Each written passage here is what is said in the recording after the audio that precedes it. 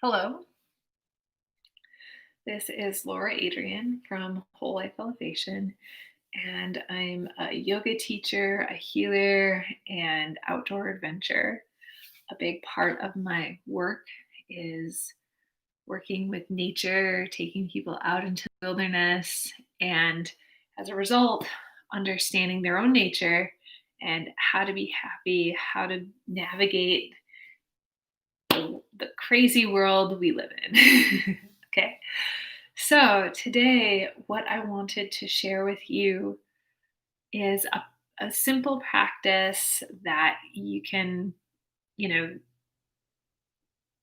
keep practicing over time and develop that is both beneficial to yourself and is a way to connect deeply with nature and maybe cultivate some inspired action as we navigate the environmental crisis and the whole number of crises that we face in this day and age. And this isn't about that, but just to give you a little something to chew on, there are 1 billion people in the world living without access to clean water. People in the US, on average, consume 30% of the world's resources, while we only have about 5% of the global population. And 1 billion people per day go hungry. Now, if we look at our lives in the US, we see that we're facing a lot of health crises. And I don't think these are unrelated. So we have a rise in ADHD, autism, rise in cancer, heart disease, obesity in the US. I also don't think this is unrelated to the fact that we spend 99% of our time indoors. We're disconnected to the food we eat. We don't know how it was grown. We don't know by whom it was grown. And we're unfamiliar with the processes involved in our food production. Typically, most of us. And also, we are disconnected more than ever to one another, which is ironic because of social media. In one way, we are very connected, but as far as real, authentic community and real support, it seems like there's a growing disconnect. We can pay for a lot of the things that traditionally community provided. We can pay for healthcare, we can pay for a counselor, we can pay for a nanny, we can pay for a house cleaner. So, all these things that used to be we would either do for ourselves or were provided for by the community, we can pay someone to do it. So, the basic core problem is disconnection. And yoga actually comes from the word yoke, which is sometimes translated as connection. So, yoga, meditation are tools we have to connect ourselves to our inner experience, our inner world, and also our outer world, the environment, other people, nature, animals, all of that. So the question is, as we, confront or move through this world, these chaotic times, these stressful times, might there be another way? We can ask ourselves, is there another way? Is there another possibility? And I think there is. And I think it has something to do with this thing called connection. And through connection, what typically happens over time is we move from me centered to we centered. So, looking at, oh, how do my decisions impact the environment, my community, the global community, the plants, animals, water, all of that in a way can naturally arise from authentic intimacy with both our inner experience and intimacy with the environment or other people. I love looking at nature for inspiration. So, one of the things I really love about nature are trees and forests. And trees in forests are interconnected through their root systems, and fungi connect roots of trees and forests together so that trees actually share nutrients with one another and they communicate through their root systems called the wood wide web. Wood wide web. And trees, they help each other out. When a tree has a need, like, I could use some nutrients here, I'm growing, or I'm sick, or whatever, other trees can contribute and help it out and share resources. They can also warn each other when there are predators or insects that can harm the tree. So, one of the things about forests is the strength of the forest is dependent on the strength of the tree. And, we see that in the way that trees work together. When trees are not in forests, when they're, in a yard or something or in a park, most of them actually don't grow as tall and they don't live as long. Another example of this connection in nature and connection in this next example between humans and nature is through genetics. And I learned this in detail a week ago, and I'm so geeking out on it still. So it has to do with genetics. And so we'll say there's the environment, and then there's, our body, our genetics, our system here. And the environment actually impacts how genes turn on and off in our bodies and in really all creatures. So, when there's something happening in the environment, certain genes are like, yep, I'm needed, or I'm going to turn on, or whatever, and some genes turn off. And this is really interesting and really important because it shows that there's fluidity between the environment and the way we move through life. And we're not like this fixed person or this fixed personality or this fixed intelligence. It's actually constantly interacting with the environment.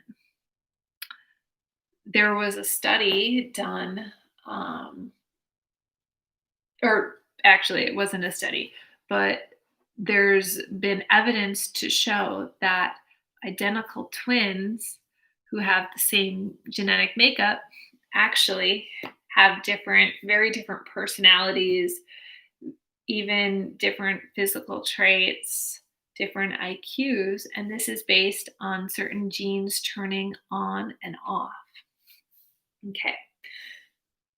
All of that was to say that we are far more interconnected than we think. And we can see this through, One way is to learn more, like what I just shared with you. We can dive in deep, learn more about how we're interconnected. And another way is to experience it firsthand through yoga and meditation. So I'll guide you through this meditation, relaxation experience. And yeah, I hope if you like it, run with it, make it your own. So you can do this in nature. You can do this in your bed, wherever you're comfortable. I like to do it lying down. So make yourself comfortable. Come into a relaxed lying down position. You can use a bolster if you want. You can do this directly on the earth. And start by checking in, feeling your body from the inside out, and letting yourself really arrive in the body. Oh, I'm here. This is how it is now. Let the eyes close.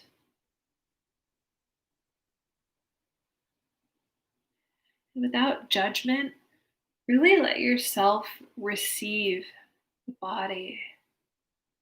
Embrace it. Be intimate with it. If there are aches and pains, you can open to those.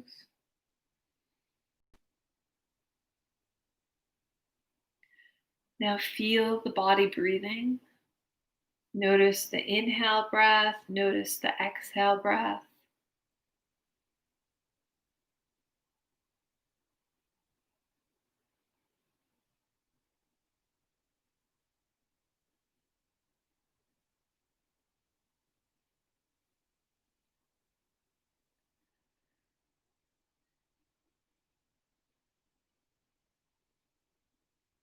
And with each exhale breath, allow yourself to relax a little bit more. Sometimes I imagine like a layer of stress being released from the body, a layer of emotional, mental, physical stress.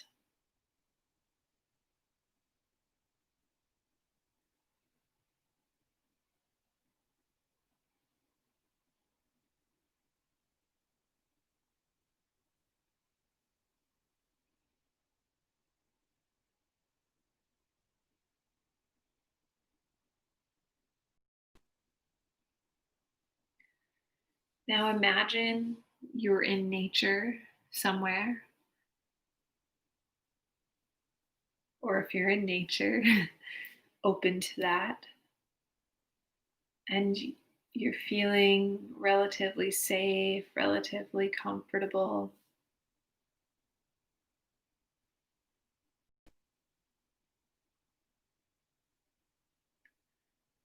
And feel the earth underneath you.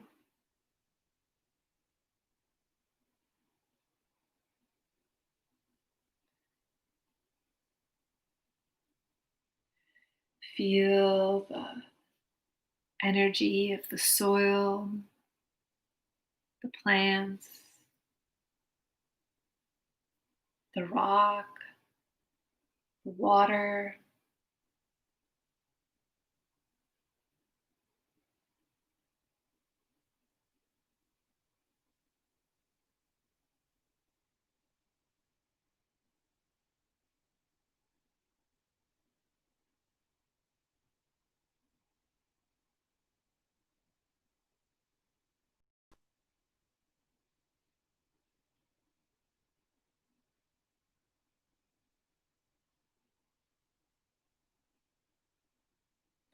And you can stay with this basic open to the earth,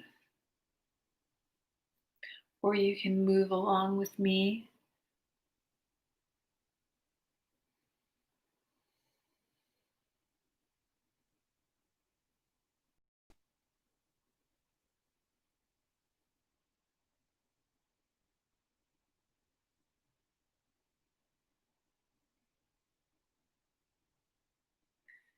And we'll practice what might be called deep listening,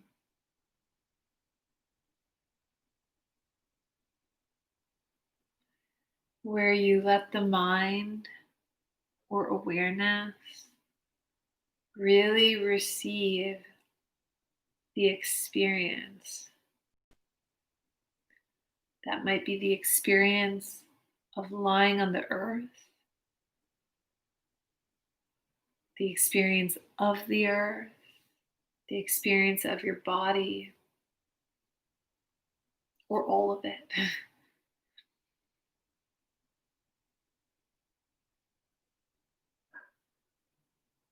And with deep listening,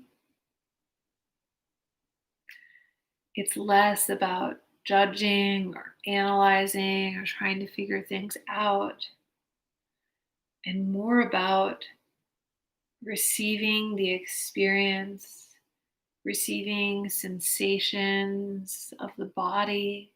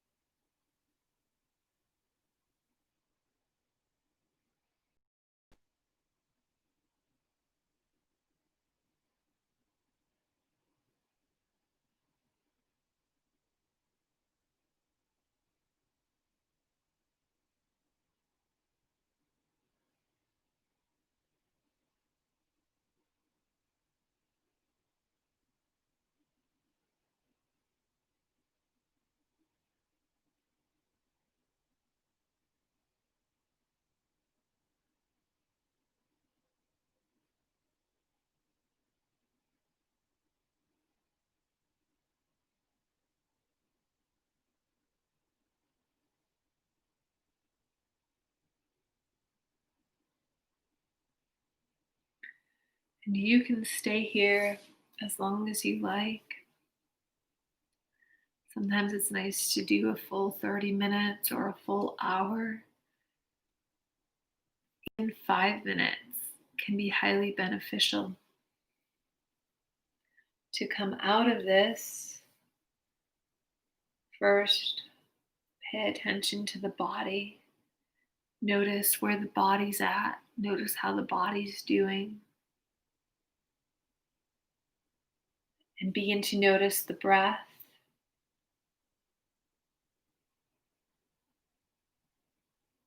Begin to deepen the breath.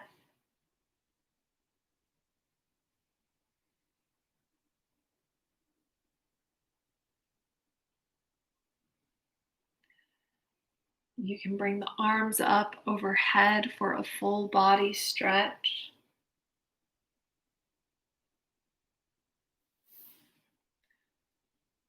Slowly bend the knees one at a time. Roll onto one side. Use your hands to press yourself up, coming to a comfortable seated position.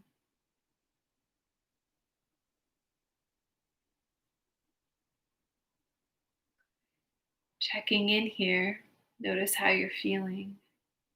Notice how the body feels. What sensations do you notice?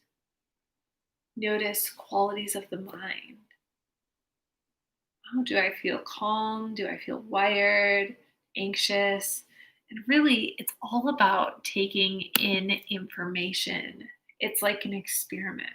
Oh, if I do this, how does the body respond? How does the mind respond? How does the heart respond?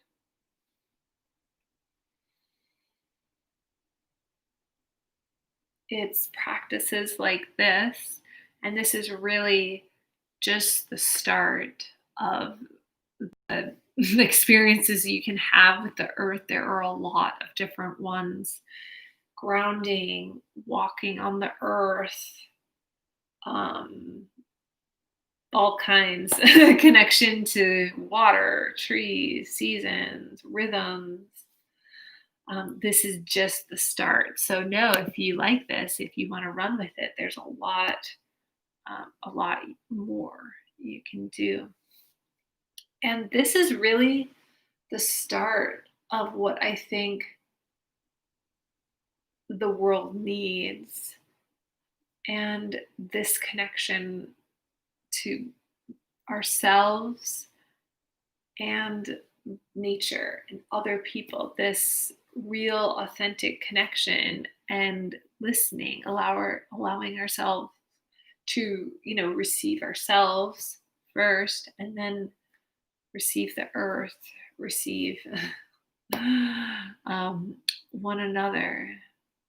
Thank you for showing up with me today. It was wonderful to um, offer this to you. My name is Laura Adrian, and if you want to go deeper with this, I'm writing a book. I'm sure it will be completed at some point in the next year or two. I'm writing a book on this. It's going to outline this and a number of practices related to the earth. And in the meantime, you can find me at wholelifeelevation.com. All right. See you later. Bye.